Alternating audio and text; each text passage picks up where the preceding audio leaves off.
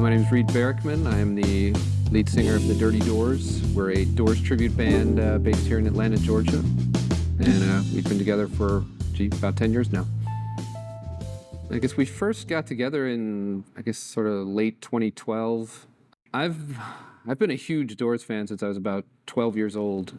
And I guess with social media and YouTube and whatnot, I started seeing a lot of videos from various Doors tribute bands, and some of them were pretty good, and a lot of them were not good. And I just started thinking, I could do that. I could do better than that guy. And it just seemed like a fun thing to do. And for a long time, it was just something I sort of thought about and never really did anything. And then I started asking around, do you know any keyboard players or whatever? And didn't have much luck at first. And then there was a time when I was actually planning to move to LA, and that kind of fell apart, didn't really happen. And so that summer, I decided to give another try for the band, and I put some ads on Craigslist and Facebook and elsewhere, and I got an email from a drummer who knew our keyboard player, and that's how we got connected. And then through that original drummer, we got our guitarist,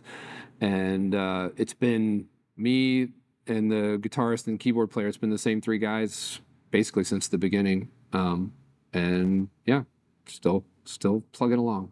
I guess tribute band, it's weird because it means different things to different people. I think for a lot of tribute bands, it's more about the look. And I learned early on that the look was important, and when I was kind of naive when we started, and I thought, it doesn't matter what we look like as long as we sound good. That's all people care about. And I was quickly, I had at the time I had short hair, and even like the first few shows I didn't have the leather pants yet, and realized quickly that people expected that with a Doors tribute anyway. And so we started kind of doing the look more and more gradually. And I don't know, the thing with the Doors and the Dirty Doors, the Doors were, I don't know, I feel they were kind of a serious band, but not too serious. There's certain elements of humor and irony in their music, but I think they did take themselves seriously, and they were a very literary band, and so I never wanted us to be cheesy, and I don't want it to be corny or silly. So I always I don't like wigs, and for some tribute bands I think it's okay, but I don't know, just seeing Doors tribute bands with wigs on, it just looks kind of silly to me.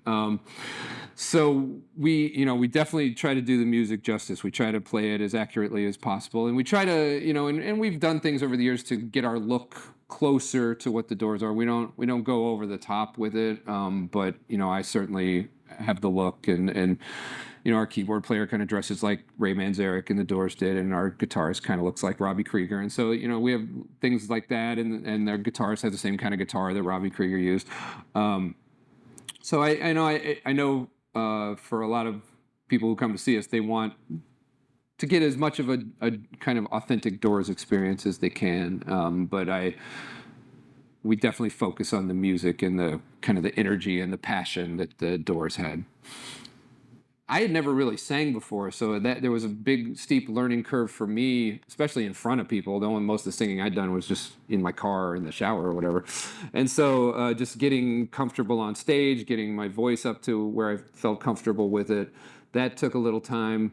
And then just kind of getting the word out. I guess I remember we played at the Little 5 Points Halloween Parade. And here in Atlanta, they have the Little 5 Points Halloween Parade in October, and it's a big deal in the area.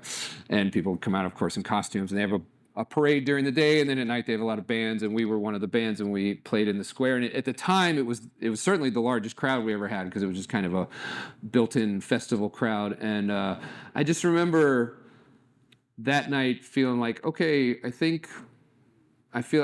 just remember that was the first time I felt like, okay, this this seems like something, and at the time it was certainly the most fun I'd had doing it, and I just remember getting a lot of positive feedback after that show, and that was in 2014, maybe 2015. I don't remember right now.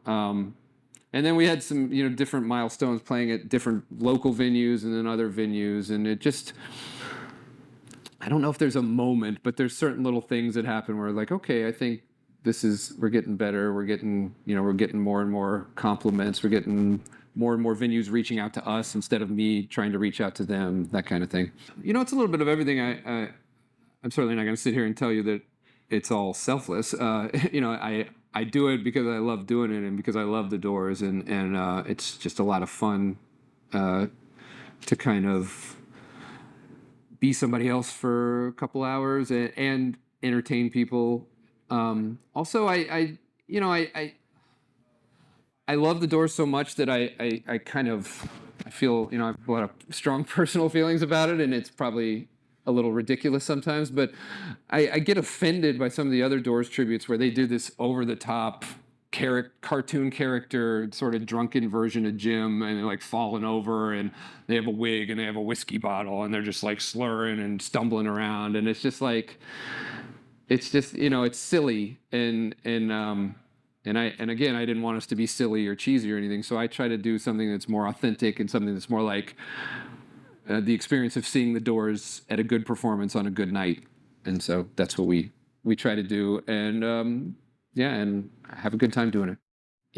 It's such a silly, crazy thing that we do with tribute bands, and sometimes I feel like, oh, we're just hacks ripping off somebody else's work. But then sometimes I think, well, symphony orchestras, they'll perform the music of Beethoven or Bach or whoever, and they didn't write those songs. So, and it's like the Doors, you can't see the Doors live anymore, and haven't been able to for a long time. So, we're providing a live experience, and hopefully it's something that's close to authentic. And we get people who saw the Doors in the 60s and 70s come up and tell us very complimentary things about how we're as good, or I've even people told me we were better than the Doors were, which is crazy. So, and just the state of new rock music, I don't know, I'm a big rock fan, but I haven't heard anything new that really turned me on in a long time. And I feel like, it's just, rock's kind of been left behind, and technology has kind of changed things a lot. So, with the tribute bands, it's still a way to experience music you love in a live setting that you can't really otherwise.